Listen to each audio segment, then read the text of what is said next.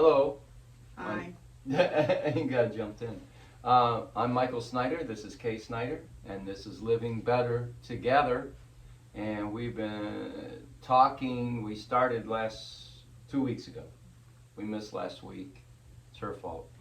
Uh, um, Foundations for Healthy Relationships. And I want to read some scripture verses. We talked last time about how encouraging and building up, edifying, is two characteristics you want to find in a friend, one who's encouraging and one who builds. And if you're with people who tear you down or who never encourage you, always, what's the word I want to say, negative, find new friends, because those are not the kind of people you want around you in your circle.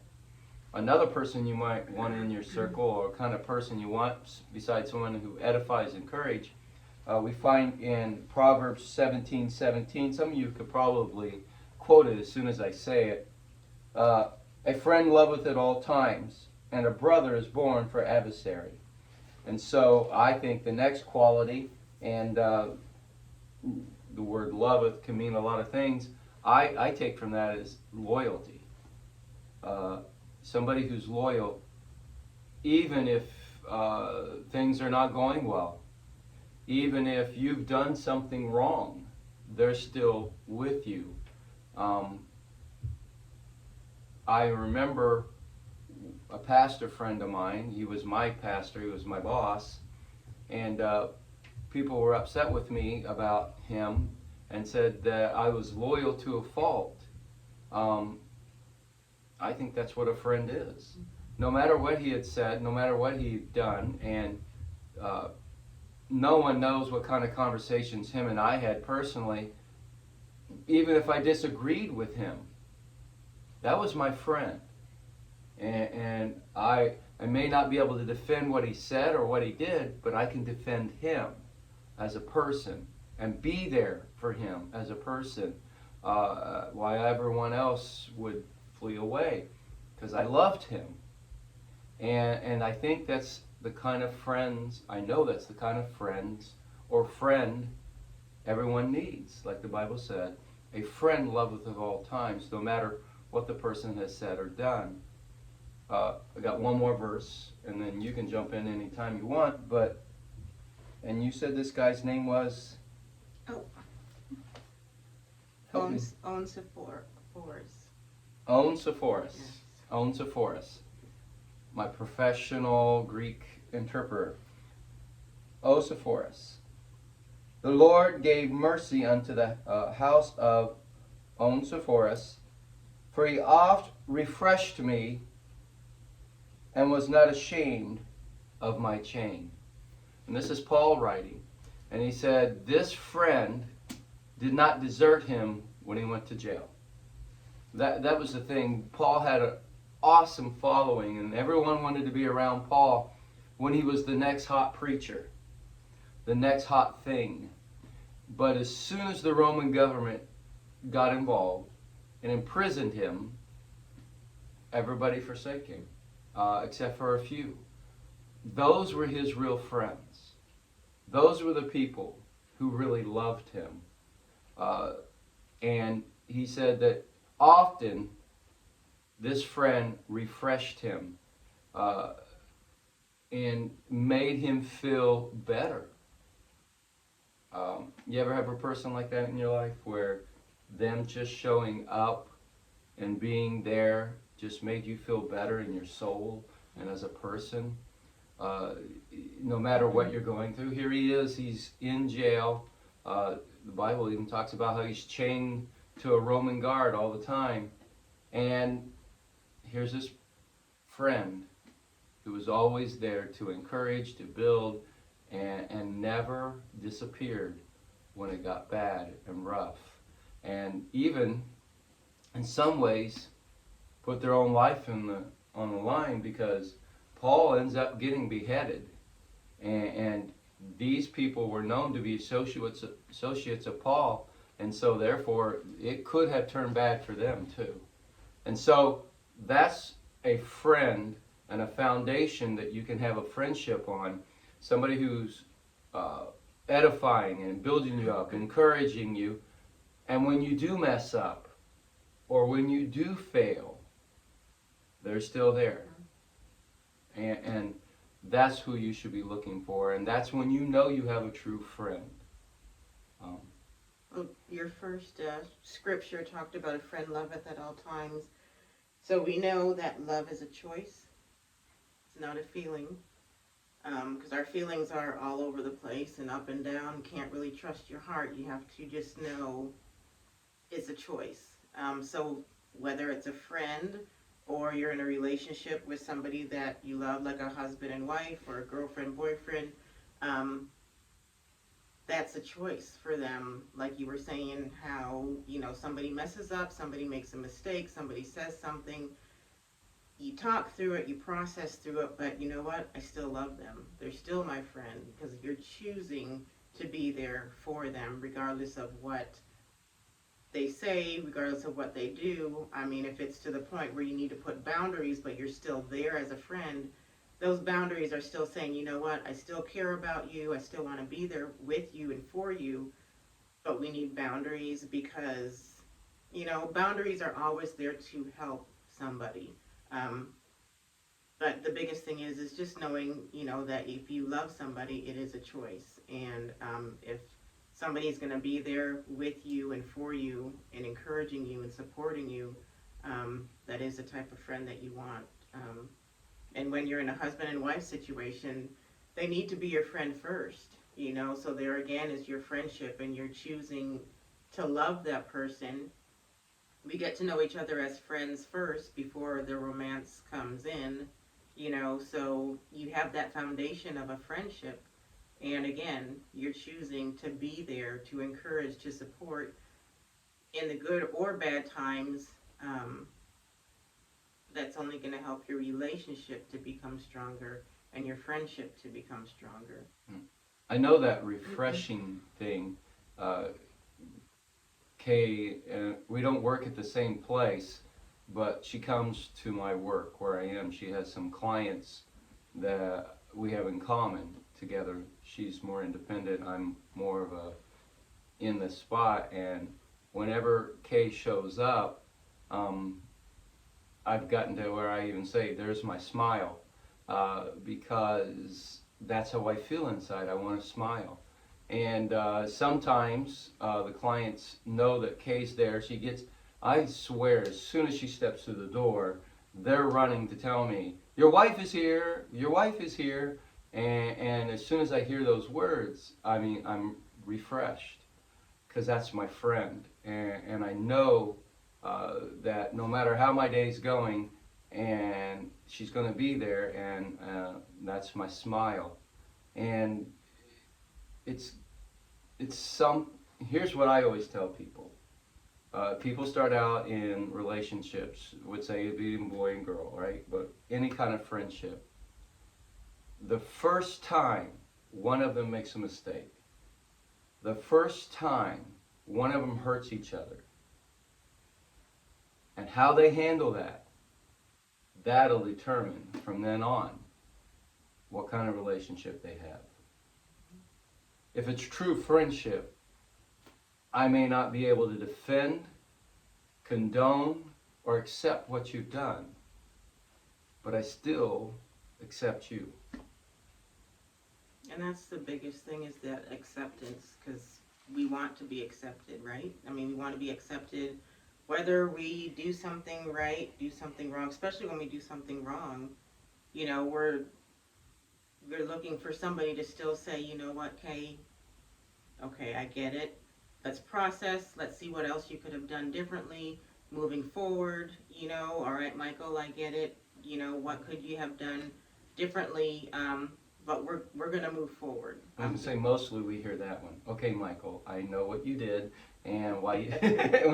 It's never her. It's always, "Okay, Michael, go ahead."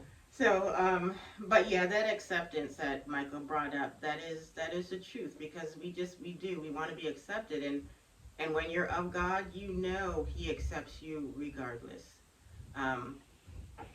That's definitely what you want to be known. You just want that to know that God accepts you, that people accept you. And if things are hard or difficult, that's where you take it to God and say, you know what, God, what that person did was wrong, and it hurt me and it made me sad, but I still love that person, or I still want to be friends with that person because there's still that connection. There's still that connection there. And we know that God restores. Mm-hmm. He restores relationships, and there's nothing impossible that He cannot do, right? With God, all things are possible. Right. So, again, friendships, the whole reason Michael and I are doing these podcasts, friendships, relationships, that's the core, right? That's what we want, that connection with somebody. We definitely have it with God, but in the natural, we want that connection with somebody, with a person, whether it be the friendship, relationship, co-worker, boss, it's still there. Even with that, you still want to be accepted. You still want to feel like appreciated. That's why people stay long at jobs. They want to go in and know that what they do every day is being seen, is being appreciated, and that they're valued, that they're worth something. That's who we are as humans, and that's why God is awesome, because He loves us regardless. He gives us our worth. He gives us our value. And when we don't know it or we don't feel it, we need to turn to Him. As Christians, we need to turn to God and say, show me, show me a scripture to stand on. And He has it. We're the apple of His eye. We are the head and we're not the tail. And He loves us, He just loves us regardless. Look at what He did. For God so loved the world that He gave His only begotten Son. We are worth everything to Him. So. And we should be worth everything to each other. Yes.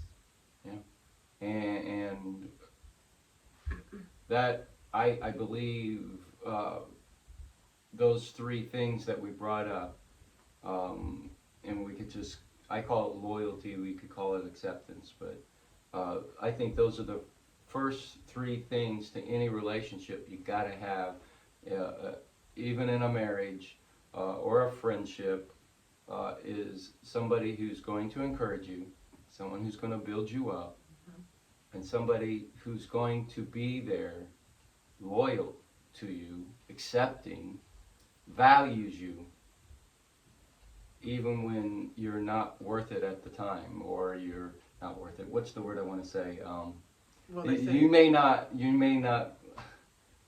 my love, might be difficult at the right. time. How's that? Yeah. And everybody around you flees and runs away, and there you are.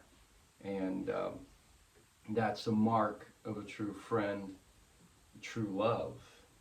And again, I want to say, and I think this is what people are afraid of. If I still love this person, if I'm still around this person, then people think I condone and accept, and you don't have. You can say what you have to say, and you can stand against even your friend. You can stand against them and say what they did or what they're saying or what they're doing is wrong, but still love them and still be loyal to them. And you can do that.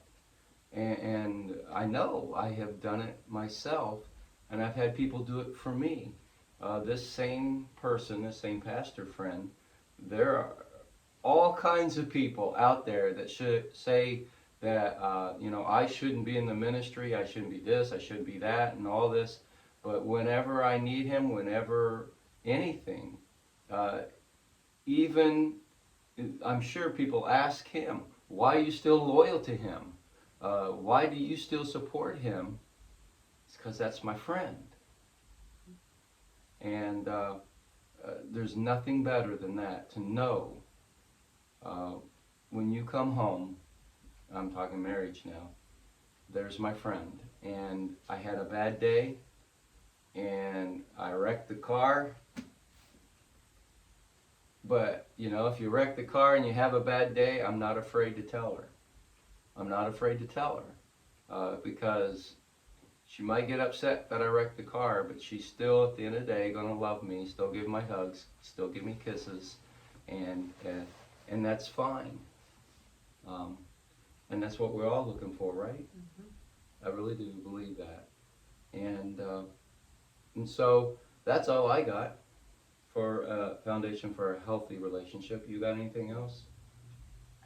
Just like we say, or the saying is, don't look to find the perfect one.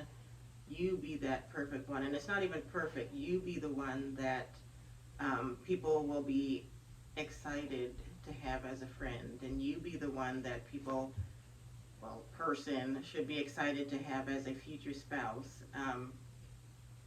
And again, as Christians, we look towards God for that. Show me how to be strong. Show me how to be encouraging. Just show me how to be that person who is going to be able to forgive and still love. Somebody who is going to be able to hold the person accountable. But when you do that, you're still wanting the person to be strong, right? You're still trying to mature them or help them mature and not make bad choices or bad decisions. Again, parents and children, same thing. Yeah. You want them, you're going to hold them accountable, you're going to discipline them, but it's all in love because that's how they grow and mature. But they know you're always there. Yes, that's the big thing. You always have their back. Yeah. And I forgot about that. And they need to know that you're always going to be Yes. there. Yeah. Well, that doesn't change as adults. I need to know my adult friends are always going to be there. I need to know my wife is always going to be there. And in return, I need to be there for them. No matter what. I'll end it with this, and then we're done. And when a Baptist preacher says that, what that means? Absolutely nothing, right? I remember, I think it was the son of Sam, so this is going on the internet, and I might be wrong, someone tell me, but he was a mass murderer, and he was going through trial, and his mother showed up to every trial, and all the way to the end. And finally, and news reporters, they ask some of the dumbest questions. She was coming out of court one day, and they asked her, the news reporter, why do you come, knowing who he is and what he's done, how are you at court every day? And she looked right into the camera and said, that's my son. No matter what he's done, no matter how evil it may be, that's my son. And I've never forgotten that statement. That's my friend. He needs me. She needs me. That's my wife. I love her. She needs me. And I need to be there for her. Whether I feel like it or not sometimes. I may not feeling so loving right now, but she needs me. And I need her. We need each other. We need each other to be encouraging. We need each other to build each other up. We need each other to know there is someone there, no matter what. No matter what. Yep. No matter what. Anything else? We're done, right? Yes. See you next week. Thank you. Bye. Bye.